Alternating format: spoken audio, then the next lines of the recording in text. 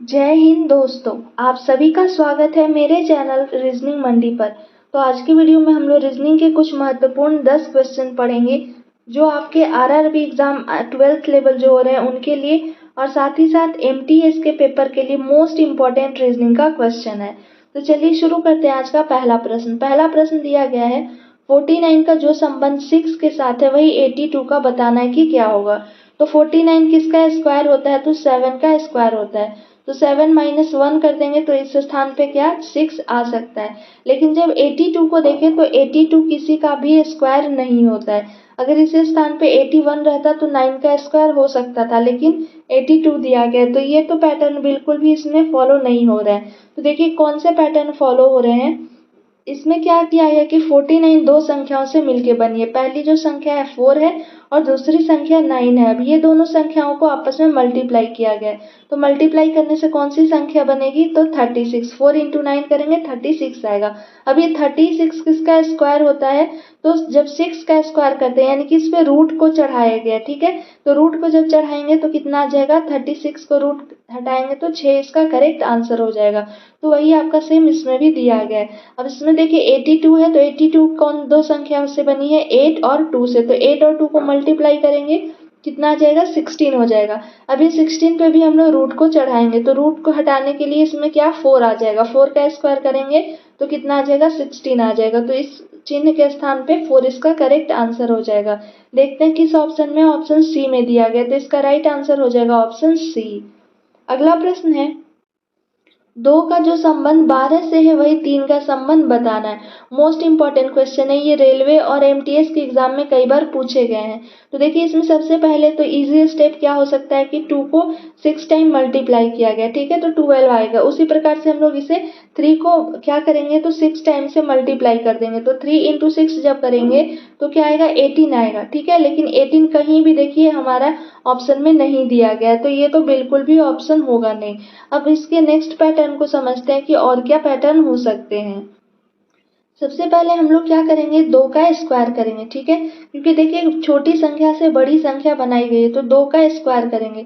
तो 2 का स्क्वायर करने से कितना आ जाएगा, 4 हो जाएगा, ठीक है। और फिर एक बार हम लोग इसे क्यूब करेंगे, 2 का क्यूब करेंगे तो 2 का क्यूब करने से क्या आ जाएगा, 8 हो जाएगा।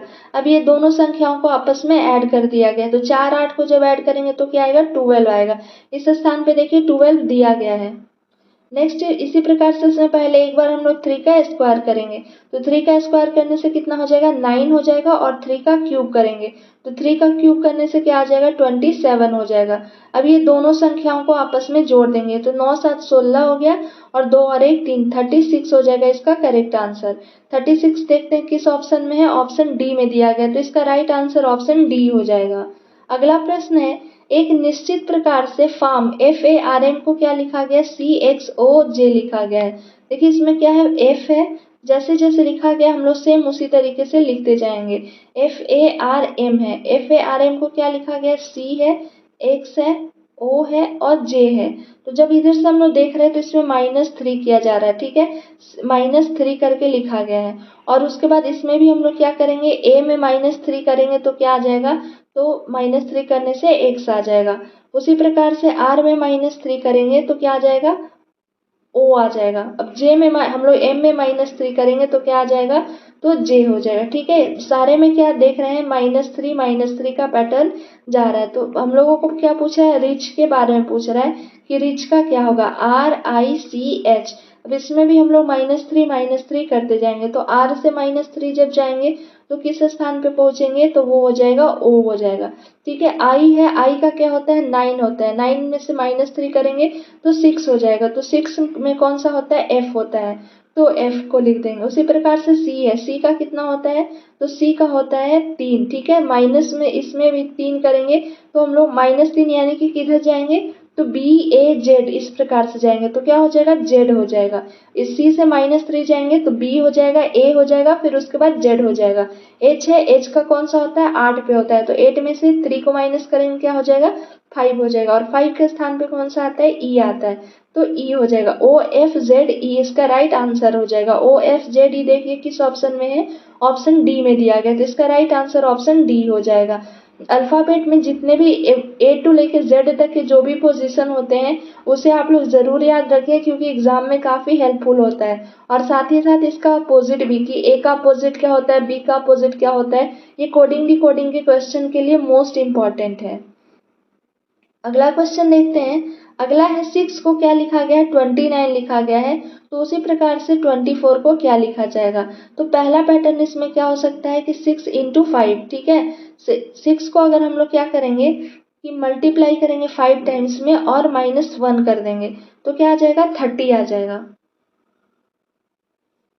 6 इंटू क्या करेंगे 5, 6 इंटू 5 करेंगे तो 30 हो जाएगा। 30 -1 कर देंगे तो क्या आ जाएगा, 29 आ जाएगा। उसी प्रकार से देखिए इसमें भी हम लोग क्या करेंगे, 24 करेंगे इंटू 5 करेंगे, तो 24 इंटू 5 कितना हो जाएगा, 120 हो जाएगा। इसमें से 1 को माइनस कर लेंगे, तो 120 को जब माइनस करेंगे तो क्या आ जाएगा, 119 आ जाएगा। 119 ऑप्शन 3 में दिया गया, तो इसका राइट आंसर ऑप्शन 3 हो जाएगा। अगला प्रश्न है 5E 7G 9, ये आई है इस स्थान पे, 9I और 11K लिखा गया है। तो देखिए इसमें क्या है, पहले तो 5 है, 7 है, 9 है, 11 है, तो क्या हो जाएगा, इस स्थान पे 13 हो जाएगा, क्योंकि +2 देखिए सारे में हो रहा है। इसमें भी +2, ये भी +2 हो रहा है, ये भी +2 हो रहा है और ये भी +2 हो रहा है।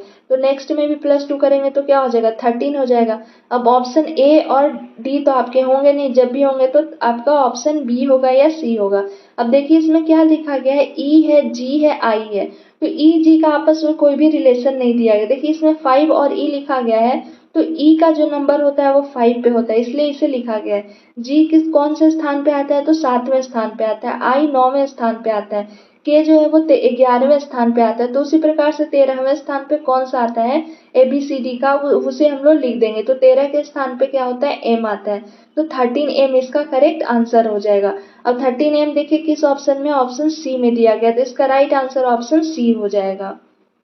अगला प्रश्न है, दिए गए शब्दों के अक्षरों का प्रयोग करके नहीं बनाया जा सकता है। प्रश्न में देखिए कह रहा है कि नहीं बनाया जा सकता है। तो पहला ऑप्शन दिया गया है सिस्टर, तो सिस्टर को हम लोग देखते हैं। इसका मतलब हुआ कि ये स्पर्मेटोजेनेसिस जो है उसमें सिस्टर के सारे लेटर आना चाहिए। तो देखिए एस एक है, उसके सिस, यहाँ से सिस मिल गया, ठीक है। टी भी है, ई भी है, आर भी है, सिस्टर हो जाएगा।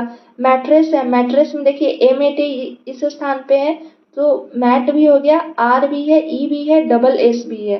पर्सन है, नेक्स्ट देखते हैं, तो PER है, तो इसमें PER देखिए इस स्थान पे दिया गया है, एस भी है, ओ भी है यहाँ और एन भी है, यानी कि पर्सन को भी बनाया जा सकता है। ये तीनों बन रहे हैं, तो ऐसे भी ऑप्शन आपका 4 हो जाएगा। लेकिन एक बार चेक कर लेते हैं हम लोग, स्फेयर दिया गया है, तो एस और पी देखिए इस स्थान पे है, उसके बाद एच है। एच इसमें कहीं भी नहीं उपलब्ध है। ये जो शब्द दिए गए हैं स्पर्मेटोजेनेसिस, उसमें एच कहीं भी नहीं आ रहा है, और प्रश्न में हमसे यही पूछ रहा था कि नहीं बनाया जा सकता है। तो इसका राइट आंसर ऑप्शन डी हो जाएगा, क्योंकि इसमें एच नहीं है।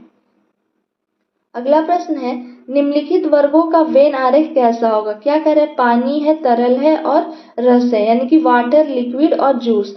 तो लिक्विड के अंतर्गत ये दोनों आएंगे, ठीक है। लिक्विड जो है ये लिक्विड का बनाते हैं, और जूस और वाटर जो है वो दोनों के दोनों क्या होंगे, इसके अंतर्गत ही आएंगे। तो इसका डायग्राम कुछ इस प्रकार से बनेगा। ऐसा डायग्राम देखिए किस में दिया गया, ऑप्शन डी में दिया गया। तो इसका राइट आंसर ऑप्शन डी हो जाएगा, क्योंकि जूस भी क्या है, एक लिक्विड है, और वाटर भी क्या है, एक लिक्विड ही है। बाकी इनका आपस में कोई भी संबंध नहीं है, तो ऑप्शन डी इसका करेक्ट हो जाएगा। अगला प्रश्न है, अक्षर श्रेणी को पूर्ण करें। अब ऐसे जो आपका दिया गया सीरीज का ये क्वेश्चन है, सबसे पहले हम लोग काउंट कर लेते हैं कि टोटल कितने हैं, क्योंकि थोड़ा इजी हो जाता है उसे पेयर में डिवाइड करने से। नेक्स्ट क्या होगा पता चल जाता है। तो 1 2 3 4 5 6 7 8 9 10 11 12 13 14 15 16 है। 16 है, यानी कि 4 4 का पेयर बनेगा। तो हम लोग पहले 4 4 का पेयर बनाते हैं। तो पहला पेयर कुछ इस स्थान पे बनेगा, 1 2 3 4 कुछ यहाँ बनेगा, 1 2 3 4 एक यहाँ बनेगा, और इस प्रकार से। तो देखिए एक पेयर ऑलरेडी हमारा बना हुआ है, ठीक है, PYQT का।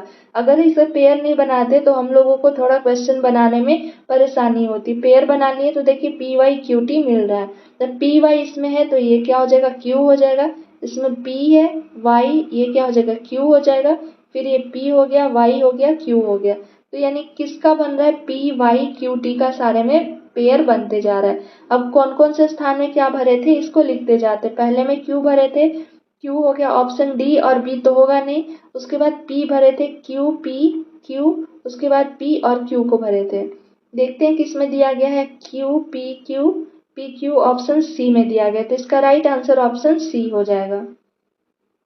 अगला प्रश्न है, नीचे दिए गए घन में A1 वाले फलक के विपरीत पर कौन सा अक्षर संख्या होगा। अब देखिए जब भी ऐसे फलक का क्वेश्चन दिया रहता है, ठीक है, तो इसमें हम लोग क्या करते हैं कि एक को छोड़ के जो दूसरा स्थान पे आएगा वो उसका अपोजिट हो जाता है, ठीक है। जैसे U5 है तो U5 है तो O4 को नहीं लेंगे, O4 को छोड़ देंगे, इसका अपोजिट क्या हो जाएगा, A1 हो जाएगा, ठीक है। ये O4 है, O4 का अपोजिट क्या हो जाएगा, E2 हो जाएगा। और ये I3 का अपोजिट क्या हो जाएगा, ZX हो जाएगा, यानी कि एक को छोड़ के दूसरा जो आएगा वो उसका अपोजिट हो जाएगा। तो देखिए U5 है तो U5 का अपोजिट क्या हो जाएगा, A1 हो जाएगा, ठीक है। उसी प्रकार से O4 है तो O4 का अपोजिट क्या हो जाएगा, E2 हो जाएगा। और I3 है, I3 का अपोजिट क्या हो जाएगा, Z6 हो जाएगा, I3 का अपोजिट Z6। अब देखिए प्रश्न में किसके बारे में पूछ रहा है, तो A1 के बारे में पूछ रहा है, तो U5 का अपोजिट A1 कहिए या A1 का अपोजिट U5 कहिए, O4 का अपोजिट E2 कहिए या E2 का अपोजिट O4 कहिए। तो A1 का अपोजिट क्या हो जाएगा, U5 हो जाएगा। U5 ऑप्शन डी में दिया गया है तो इसका राइट आंसर ऑप्शन डी हो जाएगा।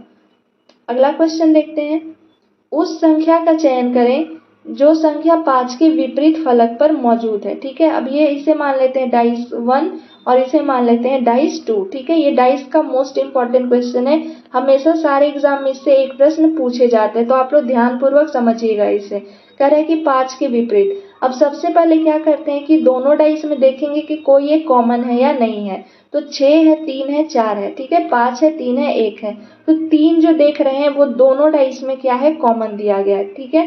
3 जो है वो दोनों में कॉमन है। अब जो कॉमन रहता है वहां से हम लोग क्या करते हैं, क्लॉकवाइज डायरेक्शन में चलते हैं। क्लॉकवाइज यानी क्या हो गया, सुई की घड़ी की दिशा में, 12 3 6 9, घड़ी की सुई कुछ इस प्रकार से चलती है, तो जो कॉमन रहेगा उसी हिसाब से हम लोग उसमें चलेंगे। तो 3 दोनों में कॉमन है तो 3 से घड़ी की सुई कैसे चलेगी, कुछ इस प्रकार से चलेगी, यानी कि पहले 3 होगा, उसके बाद क्या होगा, 1 होगा, फिर क्या होगा, 5 होगा। ये डाइस 2 का हो गया, या डाइस 1 का भी आप पहले लिख सकते हैं। चलिए डाइस 1 का ही पहले लिखते हैं।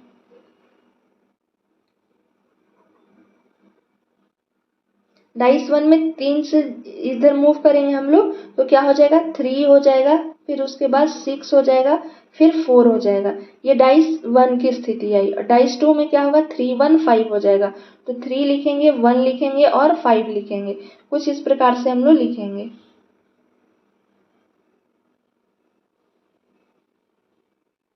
3 6 और 4, ये डाइस 1 का हो गया, और 3 1 5 ये हो गया डाइस 2 का, क्योंकि क्लॉकवाइज इस प्रकार से चलेंगे।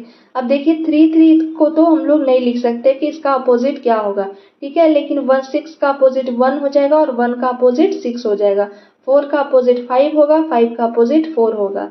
प्रश्न में 5 का ही पूछ रहा था तो 5 का अपोजिट देखिए इस स्थान पे क्या आया है, 4 आया है, तो इसका राइट आंसर क्या हो जाएगा, 4 हो जाएगा। ऑप्शन ए में दिया गया है, ऑप्शन ए करेक्ट हो जाएगा, क्योंकि देखिए 4 का अपोजिट क्या आया था, 5 ही आया था। सामने सामने हम लोग लिखते जाएंगे और जो एक दूसरे के सामने आएगा वो उसका अपोजिट होता है। तो 6 के सामने 1 आया था और 4 के सामने 5 आया था, तो 5 का ही अपोजिट पूछ रहा था, तो 5 का अपोजिट क्या हो जाएगा, 4 हो जाएगा। तो ये आपके कुछ 10 इंपॉर्टेंट क्वेश्चन थे, और इसमें मोस्ट जो रीजनिंग के जितने इंपॉर्टेंट टॉपिक हैं उस टॉपिक से सारे के सारे क्वेश्चन, एक एक क्वेश्चन सारे टॉपिक से आपको लाए गए थे।